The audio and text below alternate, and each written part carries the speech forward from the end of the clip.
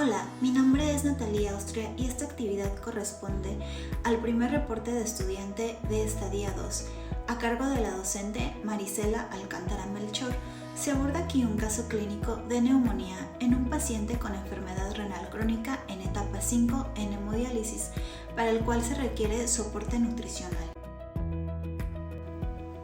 Indicadores clínicos. Paciente masculino de 77 años de edad que acude por presentar sintomatología respiratoria desde el día anterior, con expectoración hematopurulenta el día de hoy, somnolencia, decaído, así como desaturación. Es conocido portador de enfermedad renal crónica en hemodiálisis, diabetes mellitus de larga evolución con cronopatías secundarias, internado en varias ocasiones por posoperatorio de amputación supracondilea de ambos miembros pélvicos, cardiopatía isquémica, así como eventos neumónicos que ameritaron ventilación mecánica asistida. Nuevamente ingresa con datos de sepsis secundaria a proceso neumónico, desaturando, en malas condiciones generales, se encuentra somnoliento, poca respuesta a estímulo álgico, deshidratado parcialmente, campos pulmonares hipoventilados, con exudativos, sibilancias aisladas, ruidos cardíacos rítmicos, abdomen con dolor a la palpación media y profunda en marco cólico, puntos uretrales bilaterales, peristalsis presente, sin edemas y el resto sin cambios. Paciente de la octava década de la vida con diagnóstico de neumonía adquirida en la comunidad, estado séptico, desaturación que amerita oxígeno suplementario, así como desequilibrio hidroelectrolítico y deshidratación moderada, poca tolerancia a la vía oral, motivo por el cual se decide ingreso a hospitalización. Se instala antibiótico-terapia, fluidoterapia cautelosa, reposición de sodio, analgésicos, expectorantes, diuréticos, así como sesión de hemodiálisis a la brevedad. Se reporta muy grave con altas posibilidades de requerir ventilación mecánica asistida. Se informa a familiar pronóstico reservado para este internamiento.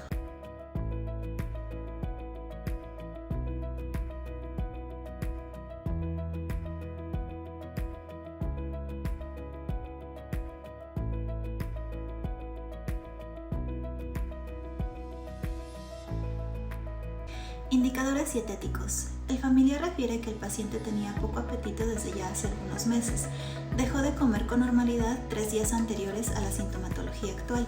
Sin embargo, refiere que antes de malestares realizaba 2 comidas al día, generalmente atoles con galletas María.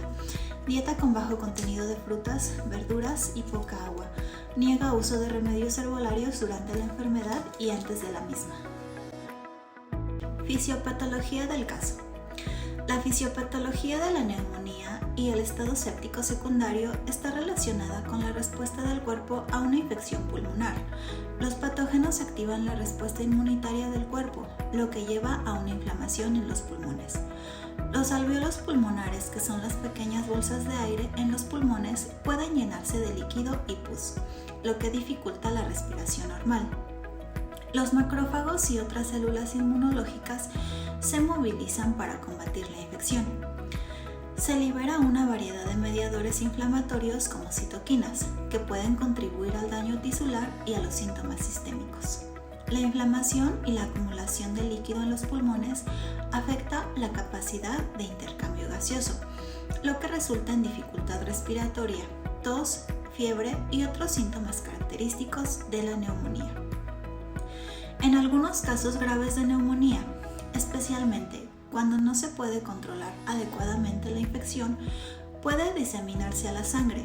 Esto puede ocurrir a través de la invasión directa de los patógenos en el torrente sanguíneo. La entrada de patógenos a la sangre puede llevar al desarrollo de sepsis, una respuesta inflamatoria sistémica grave. La sepsis es una emergencia médica y puede llevar a la disfunción de múltiples órganos.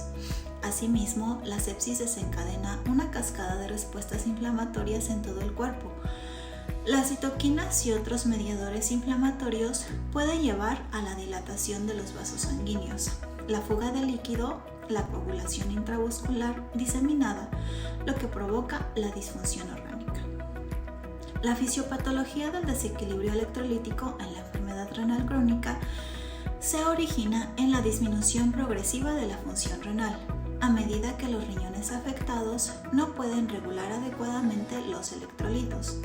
Se producen cambios en el equilibrio del sodio, del fósforo, del calcio y del potasio. La retención de sodio y agua contribuye a la hipertensión y edema, mientras que la hiperfosfatemia puede debilitar los huesos. La retención de potasio puede resultar en hipercalemia, afectando el ritmo cardíaco. La disminución de la eritropoyetina lleva a la anemia y la alteración en la regulación ácido-base contribuye a la acidosis y descontrol metabólico. Evolución a las 48 horas. Se reporta urosepsis, derrame pleural bilateral, insuficiencia cardíaca grado 3, más probable proceso neumónico agregado. Enfermedad renal crónica en hemodiálisis, más diabetes mellitus 2, así como hipotiroidismo. El paciente se encuentra hipoactivo, sin datos de dificultad respiratoria, expectoración mínima, dependiente de oxígeno suplementario.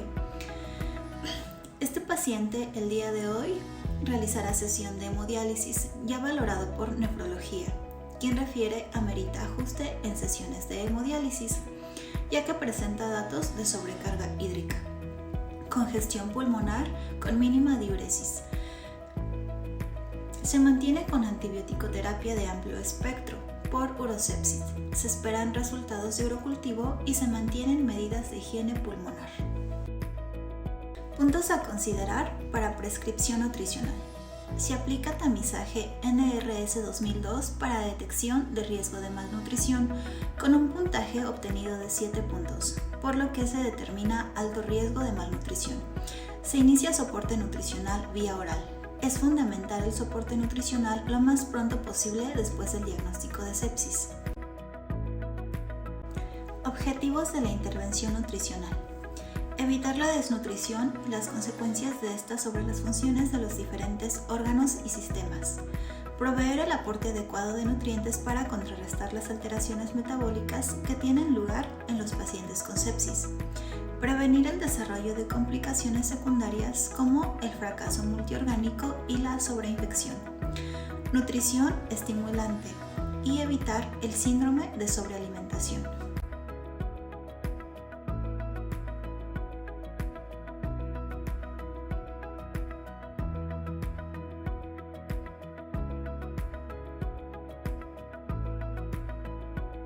Evolución. Urosepsis en remisión, derrame pleural bilateral en remisión, enfermedad renal crónica en hemodiálisis y diabetes mellitus 2 en control, hipotiroidismo en tratamiento. El paciente se encuentra con mejoría clínica, aún con evacuaciones líquidas, más reactivo. Se encuentra consciente, con respuesta al estímulo verbal mejor, con recién sesión de hemodiálisis, estable. Se ultrafiltró 1600 centímetros cúbicos. Se encuentra en mejores condiciones generales, por lo que se deja de prealta con pronóstico bueno para este internamiento.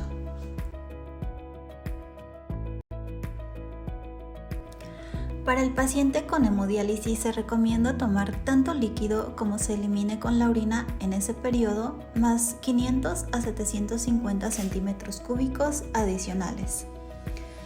Para enfermos con enfermedad renal crónica, las recomendaciones de ingesta salina se limitan a recomendar una ingesta de sodio de menos de 2 gramos al día, es decir, menos de 5 gramos de sal.